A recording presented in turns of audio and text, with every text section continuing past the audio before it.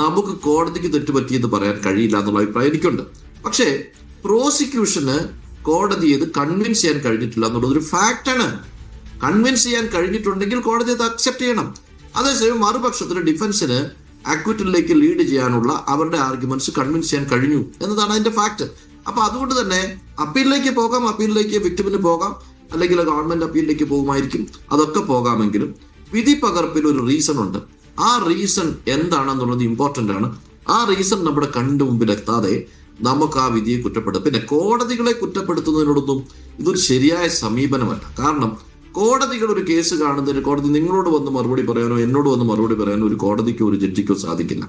അവരവരുടെ വിധികളിലൂടെ അതിന്റെ മറുപടി തരുന്നുണ്ടാകും. ആ വിധി നമ്മുടെ മുമ്പിൽ വന്നിട്ടില്ല, 2 ദിവസം കഴിഞ്ഞ് അത് വരുള്ളൂ.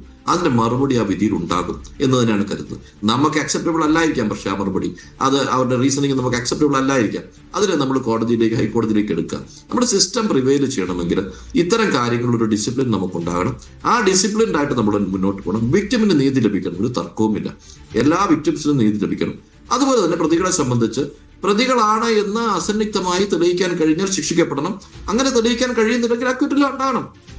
അങ്ങനെ പറഞ്ഞാലല്ലേ സിസ്റ്റം മുന്നോട്ട് പോവുള്ളൂ. അല്ലാതെ നമ്മൾ ഇന്നയാളെയൊക്കെ ശിക്ഷിച്ചേ മതിയാവുമെന്ന് നമ്മളങ്ങ് തീരുമാനിക്കുക, അല്ലെ ഇന്നയാളെ അക്വിറ്റ് ചെയ്തേ മതിയാവുമെന്ന് നമ്മൾ തീരുമാനിക്കുക. നമ്മുടെ മുമ്പിൽ എല്ലാ തെളിവുകളും ഇല്ല. ആർഗ്യുമെന്റ് കേട്ടതും കോടതിയാണ്.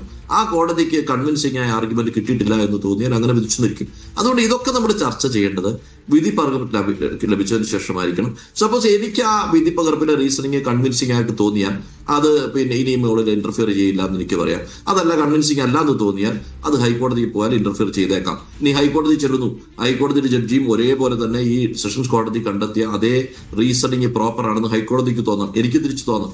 ഇതൊക്കെ ഒരു അതുകൊണ്ടാണല്ലോ നമ്മൾ ഈ ഹൈറാർക്കി വെച്ചിരിക്കുന്നത്.